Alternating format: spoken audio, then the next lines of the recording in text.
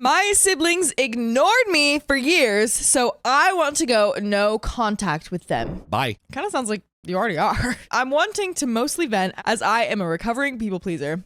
Sorry, this is long. I, 60 female, have an older brother, 72, and a deceased brother who would have been 69. An older sister, 67, and a younger sister, 52. Big family. All over the age board there. You would think at our age that we would have been past the pettiness, but no. By the way, this comes from Anon Moose Band Nerd on the r/OK Storytime subreddit. My mother passed 2 years ago and left us with the house we grew up in to be split 5 ways when it sold. My deceased brother's share would be split between his 2 children. My remaining brother is the executor of my mother's estate. For context, my older siblings have always treated my little sister and I like we were idiots or at best small children. My little sister would call me to complain and vent about them, her job, life in general, but she couldn't be bothered to do the same for me. Yeah, I'll complain to you, but when I need to complain, I ain't got nobody to run to. If we were on a trip together, she would ditch me for friends or just roll her eyes at any suggestions that I might make. I often was alone, even in a foreign country, and on my own for dinner, excursions, etc. So I was essentially the frequently forgotten, often maligned middle child. When mom passed, it was understood that my little sister, the only one who was single and lived closest to mom, would move into mom's house and stay there for a year, getting the house ready to sell. My little sister had quit her teaching job to be our mother's caregiver the last few years of her life. Wow. When mom went into assisted living, my sister struggled finding a job. Hers and mine is a niche teaching position and took a sizable pay cut to teach at a private school. Since she didn't have to pay rent and have some money left in mom's account, earmarked for upkeep of the house, she could survive for a year. We all agreed on a year. A year passes and she's still in the house. She says public schools just aren't hiring. I know this isn't true, but she is picky about where she wants to live. I sucked it up and went wherever the jobs were for my career, but that was me being a people pleaser when my parents were both alive. My husband and I, both retired, had made plans to travel based on the intent of my sister moving after the first year and the house selling. When that didn't happen, we canceled our plans to save money. As inflation and the cost of living grew that second year, we had to cut more things out of our lives, including selling a car. Meanwhile, my little sister quit her job after the second year in the house and was living on money that my big sister was giving her. Oh my gosh. When we asked about the sale of the house over 2 years since my mother passed, Past the due date. we were met by yelling, condescension, and then silence. My husband, 67, and I reached out to my brother, and he said it was our own fault if we were having money troubles, and again, to not ask him about any personal stuff. That's annoying. That's something I read in like another story earlier was like, it's actually the same kind of thing happened where it was like something with the will, and then someone was like given a lot less money in the will or like left out of it. And then another sibling was like, sorry, you're broke. Sorry you're not freaking rich like me. He said it's our own fault if we have money troubles and to not ask him about any personal stuff. Again, huh? We had called him about whenever the house was put up for sale.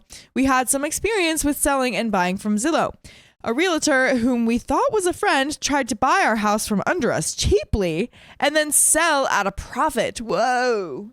We went with Zillow instead and made money. My big sister had poo-pooed our ideas and said that she would go through. We knew a realtor too, but that didn't stop the realtor from trying to cheat us. We said that if and when our little sister moved out, we could house her until she found a job, that we lived in a different part of the state and there were jobs in her field all around. It does sound like a good idea, although slight side note, it does seem like OP has some real estate trauma. Not all realtors are probably going to break your heart like that, but you know, hey, I get it. Yeah, but that is interesting though too, because I do get it in the way where it's like, well, like if the realtor snubs the sister, it's also snubbing all the other siblings because they're all getting money. And that's also a difficult thing because like, yeah, they agreed that she was going to deal with it. But at this point, like if they're all getting equal pay for this, then I feel like it'd be totally reasonable for someone else to just be like, hey, I'm going to take care of this. I feel like it's more of a semantics or strategy at that point. It's just like, hey, let's just freaking sell the house. You know what I mean? But yeah, dude, this is not good. In response to that, my big sister texted me 5 words. Nope. Not going to happen. That's so like aggressive and vague and like not gonna happen. That's the last communication she's given me. She doesn't answer or return calls or messages. Fast forward to over 2 years since my mother passed. We have canceled 2 vacations, sold a car. Daughter in college has to apply for loans to finish college, while my sister has gone on trips, gone to baseball games and races, all while living by herself with 2 cars, no rent, no job, and my big sister is bankrolling her. Why? Why? Like, also because the big sister, again, like you said, stands to earn, gets a 5th of the house. Like, not only are you lighting your money on fire, giving it to her, you're also losing the money from the house. The house price was at an all-time high back in June. It has dropped 7% in the last 30 days. Oh no, that's bad. I feel like a lot of places it could be like 2% a year. So that's like years worth of value lost in a month. Oh my God. I recently found out that my sister had gotten a job, but only through mutual friends posting on Facebook. My little sister has muted me. I found out that the house was for sale only because I have it saved on Zillow. What? I never got to go say goodbye to where I grew up. That's the saddest part. And you know what the most tragic thing of all is? She ended up doing the thing that OP wanted to do all along, putting it on Zillow. Yeah, it was that easy. It is listed through my big sister's realtor.